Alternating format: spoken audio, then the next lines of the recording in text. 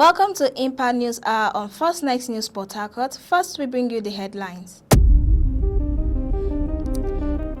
Minister of Defense, retired Lieutenant General Musa warns Gumi and others against support for bandits. Nigeria and China signed second subcommittee minute, deepen cultural tourism ties. National Information Technology Development Agency reiterates commitment to stronger Nigerian-US collaboration on data privacy, AI, cyber security. Bringing you the news this hour is Cassie Tony. Now the news in details. The federal government said it is relying on green finance to drive its energy transmission, with President Bola Tinubu unveiling plans for a $2 billion climate fund. The president, while speaking at the Abu Dhabi Sustainability Week Summit, said the country's climate investment platform will mobilize $500 million for climate resilient infrastructure. According to him, the National Climate Change Fund targets a $2 billion capitalization to back projects that cut emissions and boost resilience. President Tinubu also announced that Nigeria and the United Arab Emirates has signed a comprehensive economic partnership agreement to boost trade and investment across various sectors, including renewable energy, aviation, logistics, agriculture, digital trade, and climate-smart infrastructure. According to him, his government was also seeking to unlock $25 to $30 billion annually in climate finances. Moving on, President Bola Tinubu has charged the Nigerian Armed Forces to remain steadfast in discipline, loyalty, and unity, describing them as the enduring symbol of Nigerian shared strength and guidance of the nation's democracy. President Tinubu gave the charge at the 2026 Armed Forces Celebration and Remembrance Day Gala and Award Night held in Abuja. He was represented by the Minister of Information and National Orientation, Mohammed Idris. President Tinubu reaffirmed his administration's commitment to support the military to secure lasting peace and stability across the country. He said the welfare of troops was inseparable from national security, assuring personnel of improved equipment, enhanced training, and better living conditions. He stressed that his government would continue to match their sacrifices with concrete support, paying glowing tribute to the fallen heroes who paid the supreme price in defense of the nation, noting that their names were echoed not only on monuments but in the hearts of Nigerians, adding that remembrance was a permanent national duty and not merely a ceremonial exercise. Still in the news, the Defense Minister, Lieutenant General Christopher Musa, retired, has warned Ahmed Gumi and other persons in the country against including bandits in Northern Brotherhood. General Musa in Maiduguri, via a statement, declared, "A friend of a thief is a thief," warning Nigerians against supporting terrorists and bandits in any form. He said that the warning statement is neither accidental nor symbolic, explaining that it is a clear response to narratives previously promoted by Gumi, who described bandits hiding in the bush as our brothers, and argued that society cannot do without them. General Musa's message drew a firm line between compassion and complicity. While empathy has its place, justifying or normalizing terrorism only strengthens criminal networks that have devastated communities, displaced families, and claimed innocent lives. The Defense Minister warning reminds Nigerians that terrorism thrives not only on weapons but also on moral cover, adding that anyone who excuses, defends, or shields criminals through words, influence, or silence share responsibility for the consequences. Moving on, the Federal Ministry of Arts, Culture, tourism, and creative economy, and the People's Republic of China deepen cultural and tourism relations following the successful second meeting of the Nigerian-China Intergovernmental Subcommittee on Culture and Tourism, conveyed virtually. A statement by the Technical Assistant on Media and Communications, Sandra Njoku Samuel, through Office of the Honorable Minister, Federal Ministry of Arts, Culture, Tourism and Creative Economy. The engagement involved the formal signing of the minutes of the second meeting in Abuja and Berlin. The signing marks a key step in strengthening the institutional framework guiding bilateral cooperation between the two countries. Speaking at the meeting, Dr. Mohammed described the signing as more than a routine administrative exercise, noting that it underscores a renewed commitment by Nigeria and China to advance shared objectives through existing bilateral structures under the Nigerian-China Intergovernmental Committee. He commended His Excellency Lu Ying-chong for his collaboration as co-chairman of the subcommittee, and acknowledged the participation of His Excellency Yung Donghai, Ambassador of the People's Republic of China to Nigeria, Mr. Yang Yong-sing, Cultural Counselor and Director of the China Cultural Center, as well as the senior officials from both sides. In another report, the Director General of the National Information Technology Development Agency, Kasifu Inua Abdullahi, has reaffirmed Nigeria's commitment to deepen collaboration with the United States in building a secured, trusted, and resilient digital ecosystem on data privacy, artificial intelligence, cybersecurity, and capacity building. In a statement shared on the agency's official X handle, Inua stated this while delivering an address at the Nigerian Data Privacy Capacity Building Workshop organized by the United States Department of State in collaboration with the Nigerian Mission and other key stakeholders in the digital ecosystem.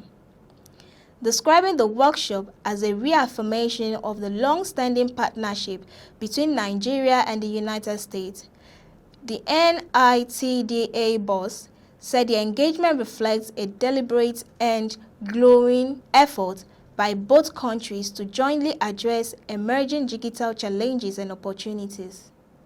He noted that the collaboration is not new, but part of sustained bilateral cooperation to strengthen Nigeria's technical and digital system.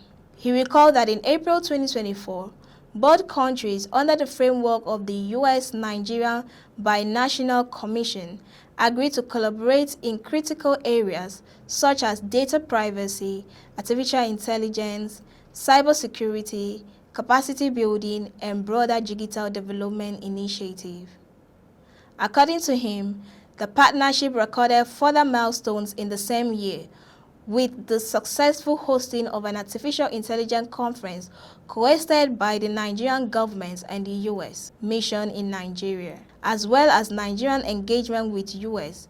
cybersecurity companies to explore partnership aimed at strengthening the country's technical ecosystem. Still in the news, the Nigerian Navy has called for enhanced partnership with the Nigerian Maritime Administration and Safety Agency in hydrographic operation to sustain improved safety of navigation in Nigerian waters. A statement by the Deputy Director, Public Relations, NIMASA, Osai Edward. The call was made by the Flag Officer Commanding Western Naval Command, Rear Admiral Abdullahi Mustafa, during a familiarization visit to the agency's headquarters in Lagos, where he commended the gains recorded from the agency's long-standing partnership with the Nigerian Navy. Mustafa noted that the collaboration between both institutions has contributed significantly to the current security stability within Nigeria's maritime domain. He emphasized that enhanced information sharing through the integration of NAMESA's C4I Center with the Navy Falcon Eye system would further improve maritime domain awareness and security operations. The FOC West commended Musa for providing and maintaining platforms under the Deep Blue project, which are operated by the Nigerian Navy, noting that the platform have greatly enhanced naval operations in securing the nation's water. Moving on, the Nigerian Communication Commission says it has hired a consulting firm, Prince Waterhouse Coopers, to conduct an independent, data-driven study on the level of competition in the nation's telecom sector. This is coming about 13 years after such a study was conducted and subsequent approval of a 50% tariff adjustment to mobile network operations by the regulator last year. Head of Competition and Tariff at the NCC, Mrs. Omotayo Mohammed, in her opening remarks at the Stakeholders Forum on the study on the level of competition in the Nigerian telecom industry held at Ikeja Sheraton Hotel, Lagos yesterday, noted that the telecom market has evolved significantly over the years. According to her, revenue models have shifted, investment patterns have changed, and new forms of market interaction have emerged. She underscored the need for commitment to a sector that has become the backbone of the nation's digital economy, contributing about 9.1% to national GDP as at Q3 2025.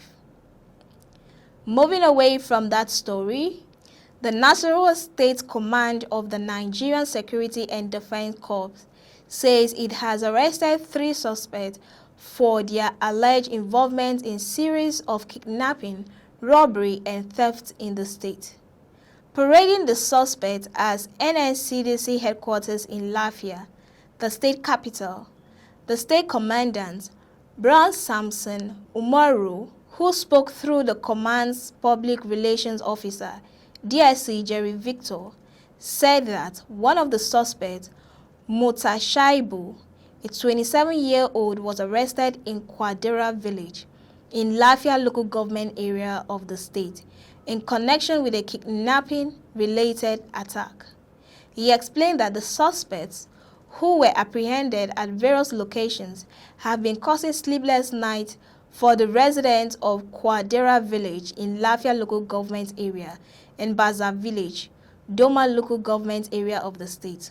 According to him, the suspect, alongside an accomplice simply identified as Gabon, who is currently at large, attacked an elderly Fulani man in Baza village in Doma local government area of Nasarawa state while attempting to snatch his motorcycle. He, however, added that the victim was rescued by passerby, leading to the arrest of Mokhtar Shaibu, who was subsequently handed over to Operation Wild Stroke of the Nigerian Army for further investigation and prosecution to serve as a deterrent to others.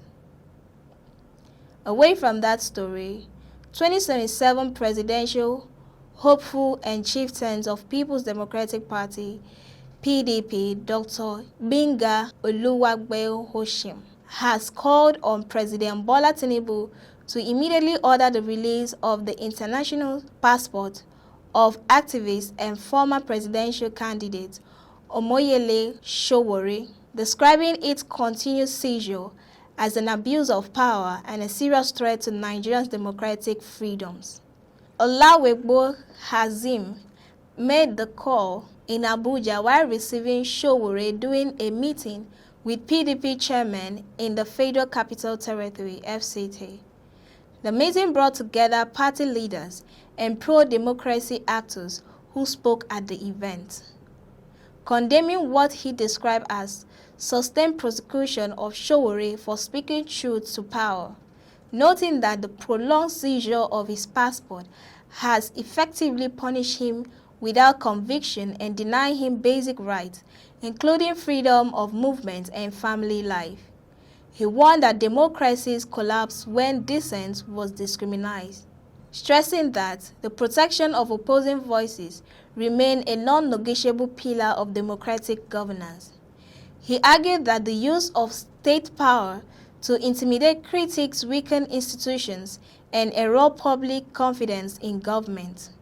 He therefore urged President Bola Tinubu to act decisively by ordering the immediate release of Showore's passport in the interest of justice, the rule of law, and respect for fundamental human rights. In another report, as Nigeria moves steadily into the build-up for the 2027 general election, the Executive Director, Yaga Africa, Samson Itodo, has warned that the early onset of electioneering risks diverting attention from critical governance issues. A statement made available to newsmen, he cautioned that unless political actors recommit to democratic norms and responsible leader, the mounting tension could further erode public trust in the electoral process. He therefore called for stronger institutional safeguards and greater political restraint to ensure that Nigeria's democracy withstands the pressure of an increasingly competitive and high-stake political context. He noted that even though the ban on political campaign has not been lifted by the INEC, overt campaign activities began immediately after the 2023 elections. Itodu, who served as principal partner of the Election Law Center and chairperson of the African Union Advisory Group on AI in Peace, Security and Governance, expressed concern that the evolving political landscape has been characterized by highlighted elite bargaining, strategic realignments across party lines, and the emergence of premature campaign activities with more than a year to the general elections. Coming up next is Foreign and Sport. Do stay tuned.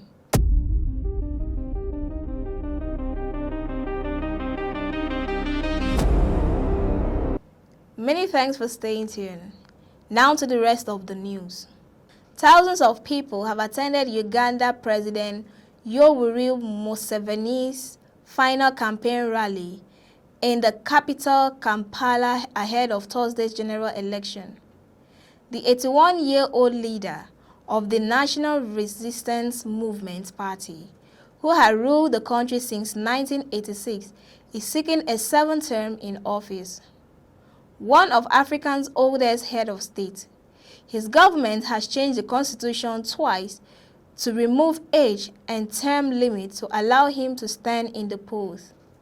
Amid a sea of yellow, the ruling party's color, Patrician Emma Akelo said she had been impressed by his youth programs but that more money should be directed to the poorest.